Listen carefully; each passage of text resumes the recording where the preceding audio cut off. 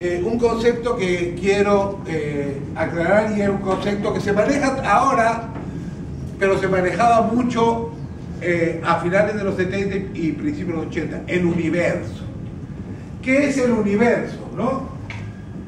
Es el mundo que crea, en términos generales siempre, el mundo que crea el narrador dentro de su ficción. Es decir, el universo de Canto de Sirena, ¿qué es? ¿No? El universo de la zona de Coyungo, ¿no? El universo de Antonio Gálvez es lo afro en la zona de Chincha. Y es un pequeño universo, ¿de acuerdo? Cada escritor crea un universo, refleja un universo. Bien, entonces hasta los años 80 ya pasamos narración, y en ese lapso en el que empieza los años 80, en que empieza el otro momento que va a cambiar la narrativa peruana, la producción de los narradores peruanos era escasa, había pocos narradores. Cuando yo ingresé a San Marcos, ¿no? El único escritor con el que nos podíamos tomar una cerveza y hablarle de tú, porque todos los demás eran profesores, era Coronel Jara. Y Coronel Jara en ese tiempo decía que iba a escribir una novela. Y todo el mundo lo miraba, porque nosotros nos partíamos el alma para poder escribir un cuento, ¿no? Y alguien que dijera, voy a escribir una novela, ¿no? Era increíble. Años después, cuando vienes y preguntas, oye, ¿qué fue de Paquito de la promoción? Ah, muy bien, ya publicó 3 novelas. Ahora, ustedes tienen que tener una idea, ¿no?, de cómo era la realidad en los 80. Nadie se quiere acordar de los 80. Nadie se quiere acordar cuando era pobre. Nadie se quiere acordar. Cuando en los 80 habían 3 o 4 editoriales, no había más.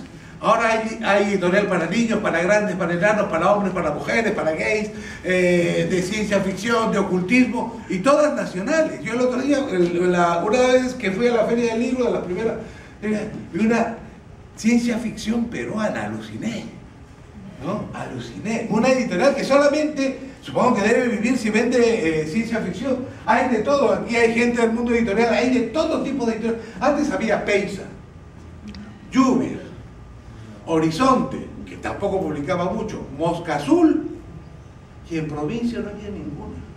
Todo el mundo tenía que venir de Lima a publicar un libro. ¿De acuerdo? O sea, no había una empresa editorial, no existía, no había una industria editorial. ¿De acuerdo? Entonces, esa escasa producción, ¿no? La crítica, por supuesto, ya pasó el indigenismo, ya estamos en otro momento, ¿no? Tenía un carácter inorgánico. Ahora voy a explicar a qué me refiero con inorgánico.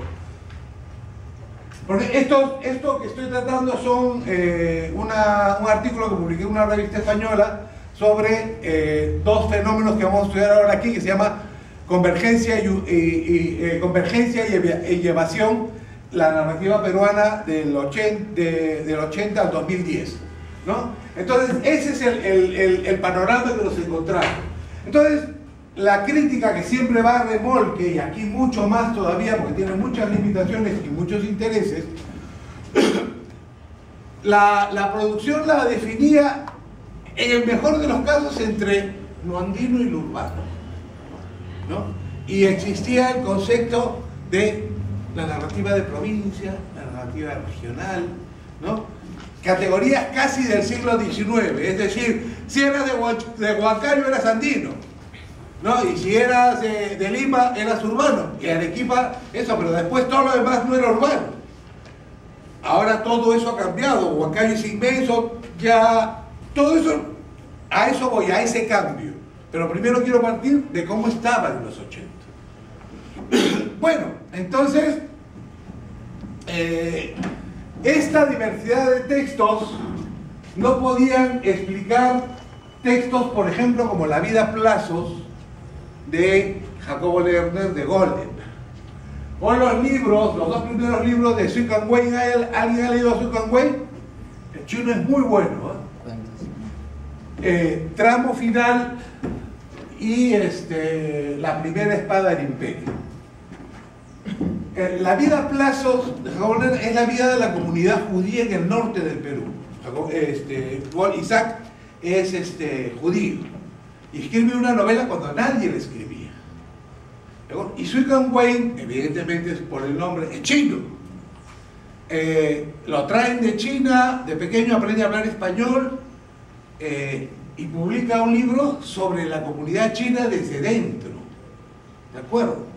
Entonces, todo Colombo Jara escribía sobre Piura, todo el mundo tenía su pequeño universo cerrado y publicaba un libro. Entonces, evidentemente, Colombo Jara no podía escribir La primera espada del imperio, porque no es chino, ¿no?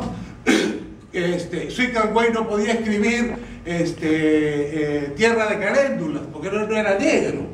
¿De acuerdo? La narrativa peruana se iba construyendo, y yo le llamo la teoría del patchwork. ¿Saben lo que es el patchwork, no? Esas colchas que cogen un cuadradito y los va poniendo.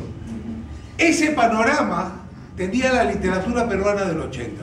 Cada uno ponía un libro y todos esos libros entre sí uno se preguntaba, ¿y qué tiene que ver Canto de Sirena con La vida a plazos de Jacobo Lerner, con La primera espada del imperio, con Somos de Junto al Río de Cristian Fernández, con los cuentos de Otorongo de Dante Castro? Todos son una manchita, pero ¿qué tienen que ver? Ese trabajo no se lo dieron los críticos, ¿no? Vale. Ya a principios de los 90, el número de textos publicados y la aparente disimilitud entre ellos hacía necesario, de parte de la crítica, una manera diferente a la tradicional de plantearse el estudio de la narrativa peruana. La polarización de posiciones en el marco de la violencia, ya estamos pasando el 80, ¿no? De la violencia social trastocó los conceptos urbanos y andinos por los del canon criollo y el canon andino. Ambos conceptos no significaron ningún progreso en la comprensión y la valoración de textos. Bien, entonces, acordémonos la cita de Kurt Spang: la narrativa peruana, la narrativa histórica surge en momentos de crisis. Bien. ¿Qué más crisis peruana que la de los 80 al 90? Una de las peores crisis. Si Kurt Spang tiene razón, tiene que haber narrativa histórica y mucha. ¿De acuerdo? Bien. Pues Spang no se equivocó.